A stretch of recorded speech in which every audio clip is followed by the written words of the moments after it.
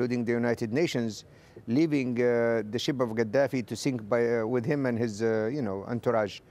The movement of His Excellency Mustafa Abdul Jalil, who is a very, very respected individual there in his own capacity.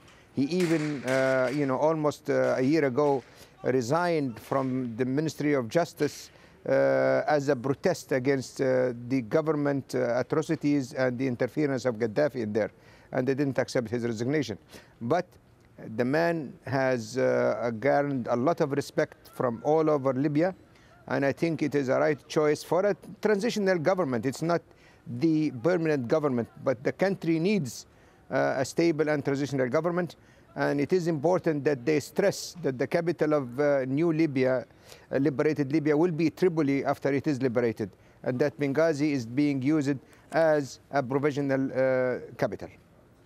Well, let me ask you about Tripoli. Right now, it is one of the areas where Colonel Gaddafi is still in control, and there are fears that any kind of offensive on Tripoli will result in a lot more bloodshed. Is there an alternative? Because Colonel Gaddafi has said that he's going to stand his ground there. Well, I assure you that, if we use the English, expression, he is having his last hurrah. I don't want to say that he is using the Alamo expression, but the man is now lost all power except the mercenaries and his own entourage, which is, I think, mostly will be indicted for crimes against the Libyan people and crimes against humanity. Even though the Libyan people have asked all around Gaddafi, this is the time to side with the people if you want to have, leniency towards you and towards what you have done before. But if you don't, I think the end of Gaddafi is so sure soon, and it's a matter of hours, not days. Okay, sir. Thanks for joining us. Thanks for your time. Thank you. And we will have more on Libya after a short break, plus the latest on unrest in other parts of the Arab world. We hear how a prominent leader of Yemen's most powerful tribe is joining the chorus of anti-government voices. Any future defense secretary who advises the president to again send a big American land army into Asia or into the Middle East or Africa should have his head examined. And never again, says the U.S. Defense Secretary. That and more still to come.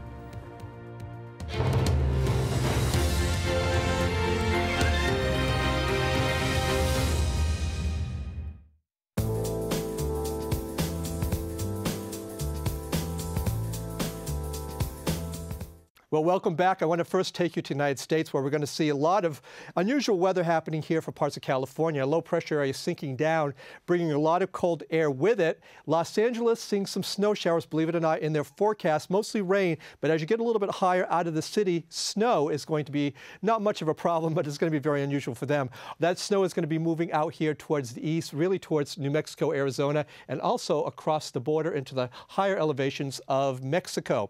As we take a look at what's happening down in South America, very serious situations, especially for Bolivia.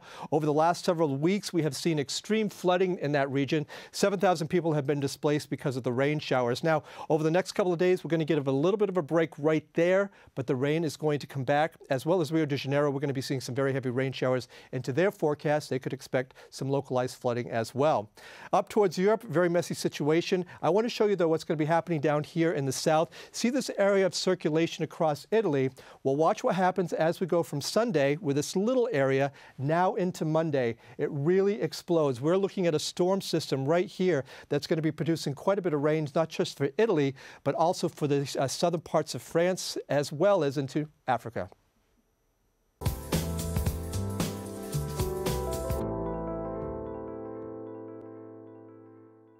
He's taken stolen goods and he's now dumping them onto the world without any sort of consideration for consequences. From people making the news. If the North will be saved a lot of trouble, I think it is important that they should come together. To those it affects. We do accept that there was very bad mistakes made in our banking area. Behind the headlines. Most South Koreans are not interested in reunification. Is the inside story.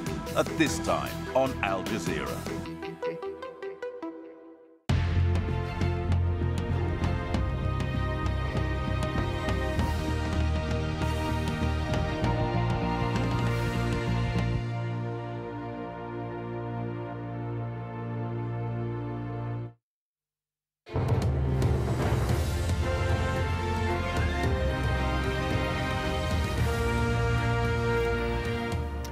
You're watching Al Jazeera. A reminder of our top story, the uprising against Muammar Gaddafi.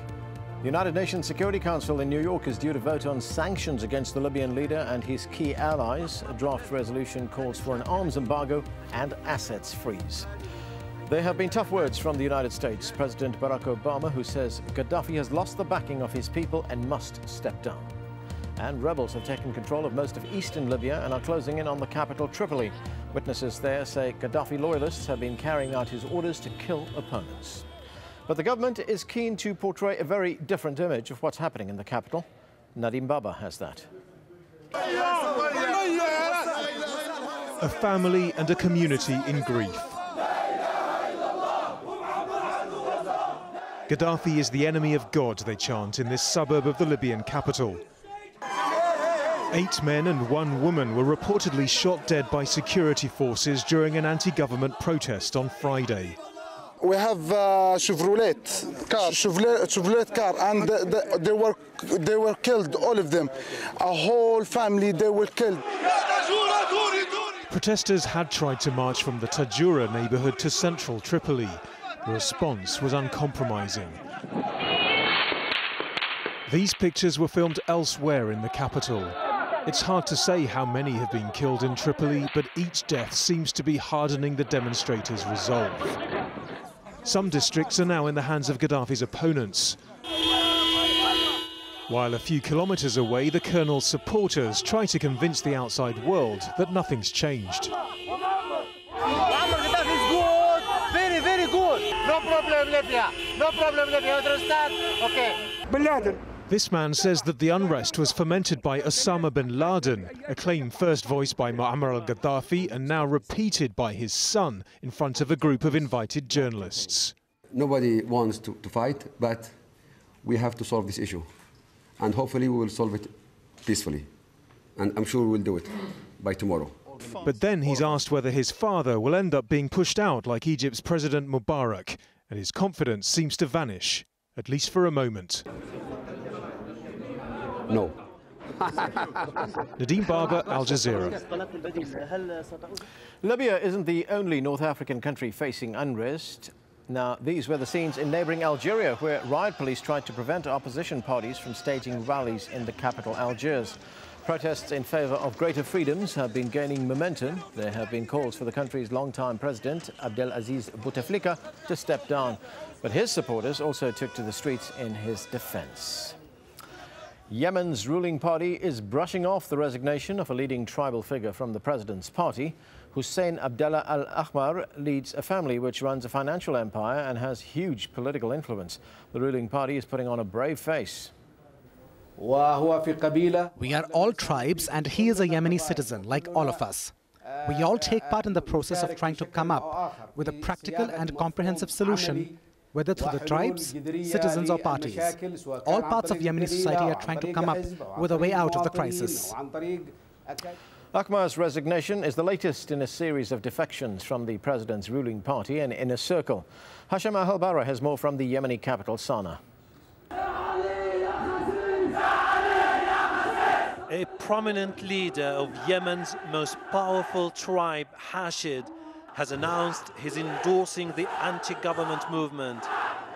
Hussein Abdallah al-Ahmar leads a family which runs a vast financial empire and has a huge political influence in Yemen.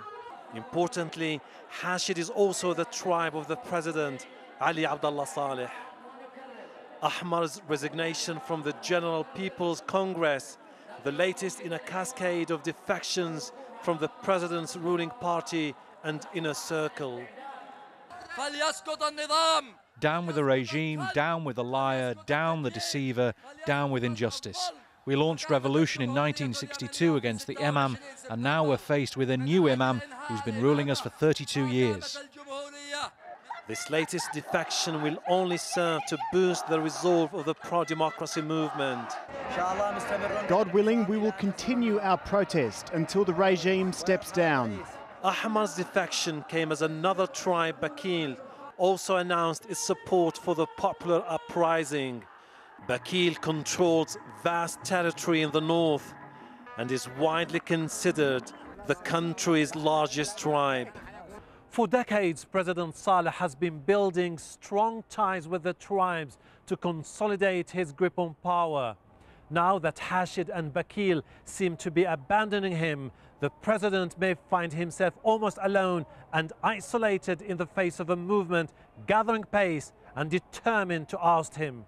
Hashim Al-Barra, AlJazeera, Sana'a. In Egypt, presidential terms may be limited to 8 years. That's one of the proposed changes to the constitution that will be put to a referendum ahead of elections later this year.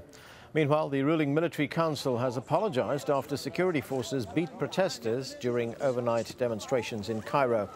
Thousands demonstrated in Liberation Square on Friday, calling for a faster implementation of reforms. The military councils ordered the immediate release of all those arrested and stressed it did not and would not issue orders to attack protesters. A cabinet reshuffle by the King of Bahrain has done little to satisfy thousands of anti-government protesters.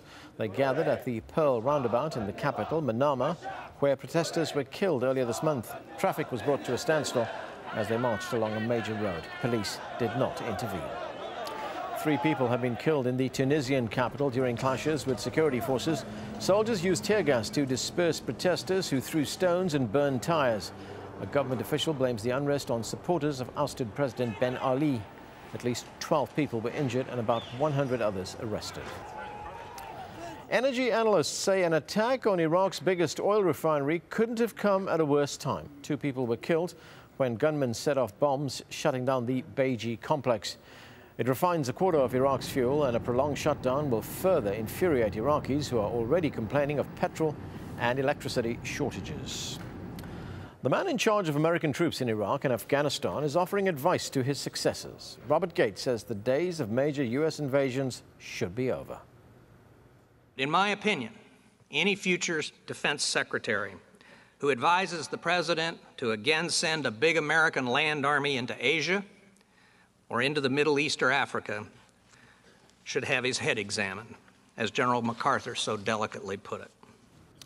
The arrest